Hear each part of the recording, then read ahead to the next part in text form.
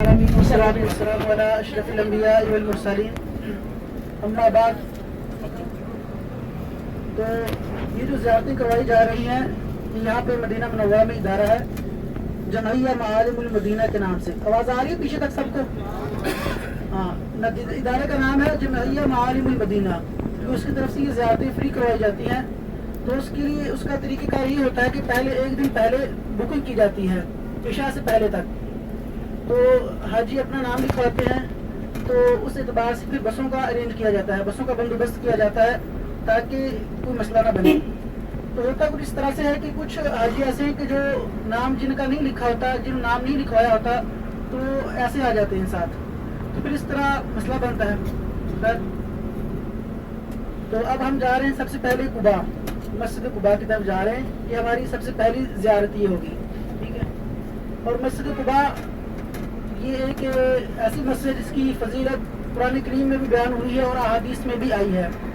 نبی صلی اللہ تعالیٰ علیہ وسلم جب مکہ مکرمہ سے ہجرت کر کے مدینہ منورہ تشریف لائے تو آپ علیہ السلام قباء کے مقام پہ ٹھہرے تھے۔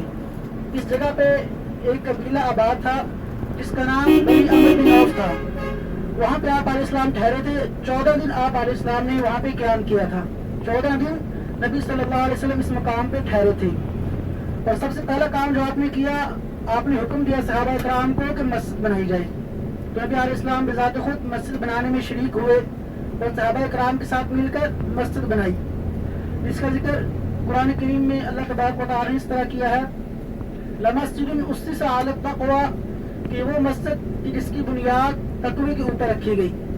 ایک روایت کے مطابق اس سے مراد مسجد قباء ہے، اور اس کے بارے میں حدیث میں بھی آتا ہے، نبی علیہ السلام نے فرمایا کہ جو شخص اس مسجد میں آ کے نماز پڑھتا ہے تو اس کو عمرے کے برابر ثواب ملتا ہے۔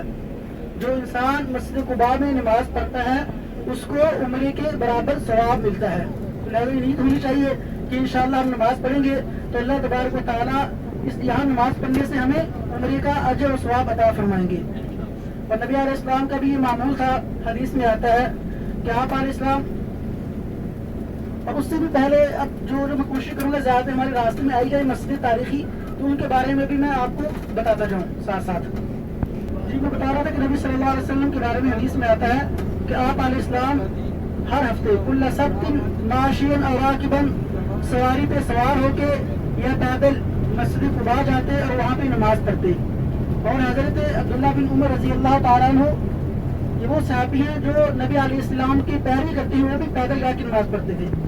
اور اس سے پہلے یہ جو آپ سامنے مسجد دیکھ رہے ہیں اپنے بالکل سامنے، یہ مسجد اجابہ ہے، نظر آ رہی ہے سامنے مسجد؟ جی آ رہی ہے۔ یہ مسجد اجابہ ہے، یہ وہ جگہ ہے جہاں پہ نبی علیہ السلام ٹھہرے تھے۔ آپ علیہ السلام آئے، وضو کیا، مسجد میں داخل ہوئے اور اللہ تبارک و تعالیٰ سے دعا مانگی۔ اللہ تبارک و تعالیٰ نے آپ صلی اللہ علیہ وسلم کی دعا کو قبول فرمایا، تو اس لیے اس مسجد کو مسجد اجابہ کہتے ہیں۔ اور اس کا ایک نام مسجد بنی معاویہ بھی ہے، وہ اس لیے کہ اس جگہ پہ بنو معاویہ ایک قبیلہ آباد تھا، تو اس وجہ سے اس مسجد کو بنی معاویہ بھی کہتے ہیں، لیکن یہ جو مشہور نام ہے اس کا، یہ مسجد اجابہ ہے۔ اس لیے اس کو کہا جاتا ہے کہ اس میں اللہ تبارک و تعالیٰ نے نبی علیہ السلام کی دعا کو قبول فرمایا تھا۔ نبی علیہ السلام آئے، آپ نے وضو کیا، نماز پڑھی اور صحابہ کی طرف متوجہ ہوئے، تو آپ علیہ السلام نے فرمایا میں نے اللہ تعالیٰ سے دعا مانگی ہے کہ یا اللہ میری امت کو، اس ساری امت کو یعنی غرق نہ کرنا، یعنی غرق نہ ہو، یعنی ایسا طوفان نہ آئے کہ ساری کی ساری امت غرق ہو جائے۔ تو اللہ تبارک و تعالیٰ نے نبی علیہ السلام کی اس دعا کو قبول فرمایا کہ ایسا نہیں ہوگا۔ اور آپ علیہ السلام اس طرح دوسری دعا جو مانگی اللہ تبارک و تعالیٰ نے قبول فرمائی، وہ یہ تھی کہ اس امت پہ قحط نہ آئے، ایسا قحط کہ جو امت کو ہلاک کر دے، تو اللہ تبارک و تعالیٰ نے اس دعا کو بھی قبول فرمایا۔ تو اس لیے اس مسجد کو مسجد اجابہ کہا جاتا ہے۔ تو ہم آگے اپنی بات شروع کرتے ہیں جہاں سے میں پہلے بتا رہا تھا مسجد قباء کے بارے میں، کہ نبی علیہ السلام ہر ہفتے جاتے تھے سواری پہ سوار ہو کر یا پیدل مسجد میں نماز پڑھتے تھے، ٹھیک ہے۔ اور آپ کی پیروی کرتے ہوئے حضرت عبداللہ بن عمر رضی اللہ تعالیٰ عنہ بھی، آپ اپنے بائیں طرف دیکھیں جنت البقیع ہے، یہ وہ قبرستان ہے جہاں پہ نبی علیہ السلام یعنی صحابہ کرام، آپ کی بیویاں اور تابعین، تبع تابعین مدفون ہے اس جگہ پہ۔ یہ مسجد نبوی کے بالکل ساتھ ہے، یہ جنت البقیع ہے، یہ قبرستان ہے۔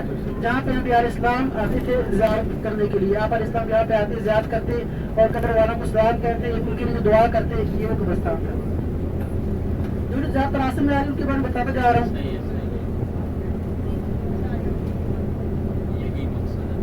اب آپ یہاں پہ جب پل پہ چڑھیں گے نا تو آپ اپنے جہاں سے یہ بیان رہا تھا نا آپ کا اس طرف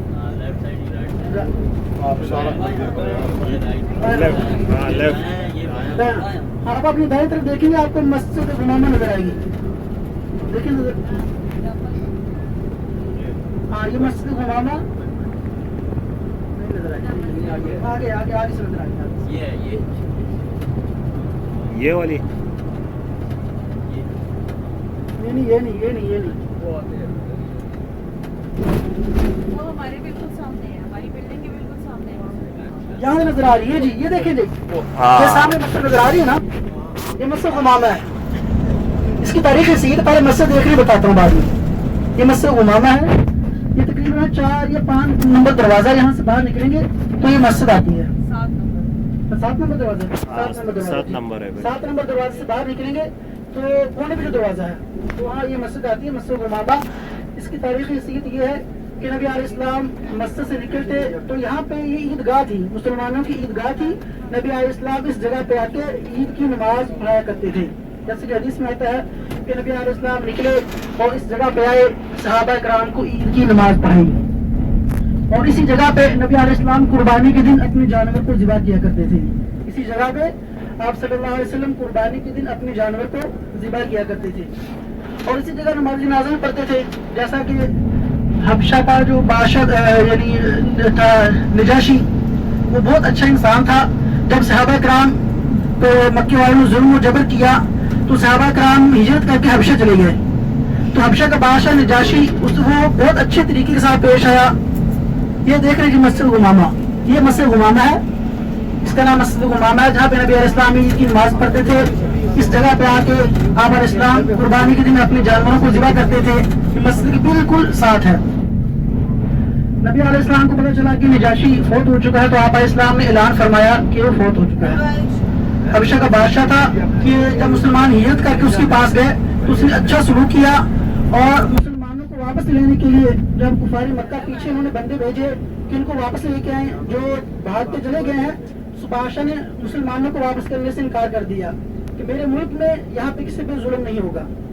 جب فوت ہوا تو نبی علیہ السلام نے اعلان فرمایا, صحابہ کرام کے ساتھ اس جگہ پہ آئے, اس مقام پہ آئے تو آپ علیہ السلام نے صحابہ کرام کی صفیں باندھی اور 4 تکبیرات کے ساتھ غائبانہ نماز جنازہ پڑھائی. یہ وہ جگہ تھی, یہ وہ مقام تھا. اور اسی جگہ پہ آپ نماز استسقاء پڑھتے تھے. نماز استسقاء کہا جاتا ہے کہ جب قحط پڑ جائے, بارش نہ ہو رہی ہو, ٹھیک ہے, تو اس وقت سنت طریقہ کار یہ ہے کہ کھلے میدان میں جا کے دعا مانگی جاتی ہے, نماز پڑھی جاتی ہے. اس کو صلاۃ الاستسقاء کہا جاتا ہے. تو ایک مرتبہ نبی علیہ السلام آئے تو آپ نے نماز پڑھی, بارش کے لیے دعا مانگی. یہ بھی وہی جگہ تھی, اسی جگہ پہ آپ آئے تھے. ٹھیک ہے, مسجد غمامہ اس کا نام ہے. اب ہم اپنی بات کو جاری رکھتے ہیں. مسجد قباء کے بارے میں جو میں کر رہا تھا پہلی بات کہ نبی علیہ السلام نے فرمایا کہ اس میں نماز پڑھنا اس کا ثواب اجر کتنا ہے, 1 عمرے کے برابر. ٹھیک ہے, اس لیے نیت ہونی چاہیے کہ ہم نماز پڑھیں گے تو اللہ تبارک و تعالیٰ انشاءاللہ عمرے کا ثواب ادا فرمائیں گے. نبی علیہ السلام ہر ہفتے سواری پہ سوار ہو کر یا پیدل اس مسجد میں نماز پڑھنے کے لیے آتے تھے. اور عبداللہ بن عمر رضی اللہ تعالیٰ عنہ وہ بھی پیدل جا کے نماز پڑھتے تھے. تو ان کا ایک بھتیجا وہ سواری پہ سوار تھا اپنے خچر پہ, تو انہوں نے دیکھا کہ ابن عمر رضی اللہ تعالیٰ عنہ پیدل ہیں. وہ اپنی سواری سے نیچے اترے اور کہا کہ چچا جان آپ سواری پہ سوار ہو جائیں. تو انہوں نے کہا کہ اگر سواری پہ سوار ہونا ہوتا تو وہ میرے پاس بھی ہے, میں بھی ہو سکتا تھا, لیکن میں نے نبی علیہ السلام کو دیکھا تھا کہ آپ پیدل چل کے نماز پڑھتے تھے, تو میں بھی پیدل جا کے نماز پڑھوں گا, مجھے سواری پہ سوار نہیں ہونا. ویسے چلے گئے تو دعا کرتے تھے. اور اسی طرح یہ جو مسجد ہے اس کی بہت زیادہ اہمیت ہے. نبی علیہ السلام نے جیسے میں نے بتایا قرآن کریم میں بھی اس کا ذکر ہے. اللہ تبارک و تعالیٰ فرماتے ہیں ان اللہ یحب التوابین و یحب المتطہرین, کہ اللہ تبارک و تعالیٰ ان لوگوں کو پسند کرتے ہیں کہ جو اپنے رب کے حضور توبہ کرتے ہیں اور پاکیزگی اختیار کرتے ہیں. تو حدیث میں آتا ہے کہ ان سے مراد اہل قباء یعنی قباء کے رہنے والے ہیں. اور اسی طرح یہ تو کہ مسجد قباء کی جو حیثیت ہے میں نے آپ کو بتایا ہے حدیث میں جو قرآن کریم میں اس کی فضیلت آئی ہے.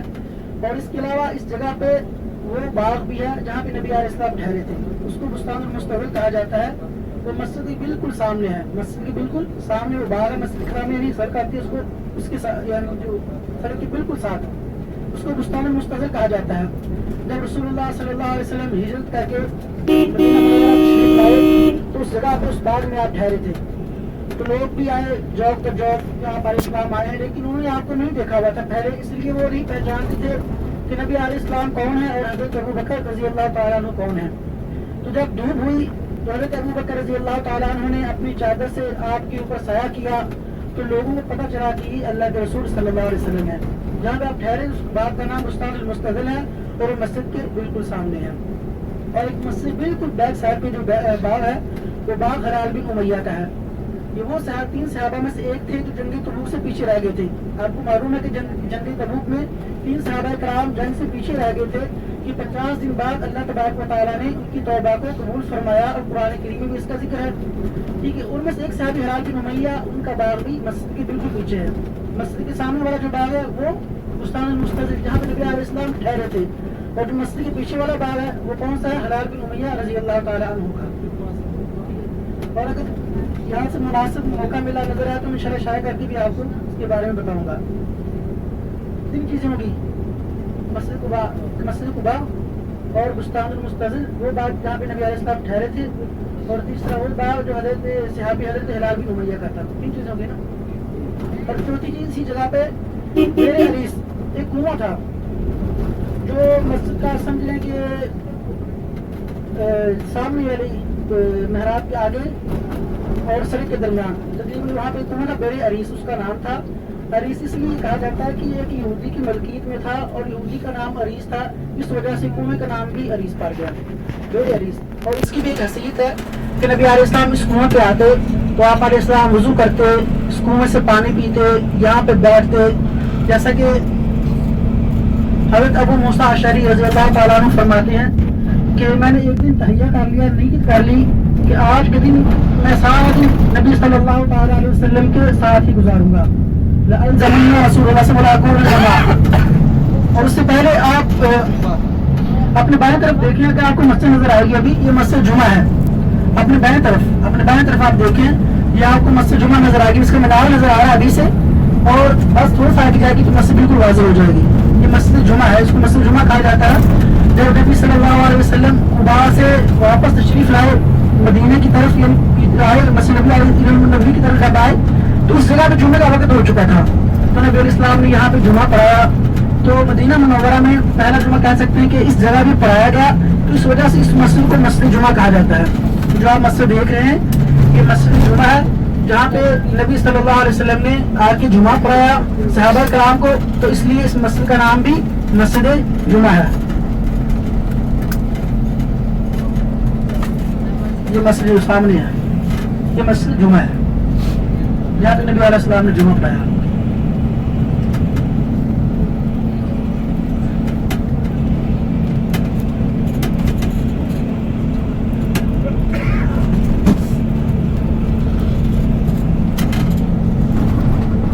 سامنے مینار نظر آ رہے ہیں، یہ مینار مسجد قباء کے ہیں. یہ سامنے آپ کو مینار نظر آ رہے ہیں، یہ مسجد قباء کے مینار تقریباً اب ہم بالکل قریب پہنچ چکے ہیں. تو باقی جو واقعہ ہے کنویں کے متعلق وہ انشاءاللہ جب ہم دوبارہ جائیں گے واپسی پہ تو میں انشاءاللہ تب آپ کو پورا واقعہ بتلاؤں گا. اب تو یعنی کہ آپ ایک بات یاد رکھیں، یہاں پہ کوشش کی ہم نے 20 منٹ ٹھہرنا ہے، 20 منٹ ٹھہرنا ہے. اور نہیں یہ نہیں ہے، یہ نہیں.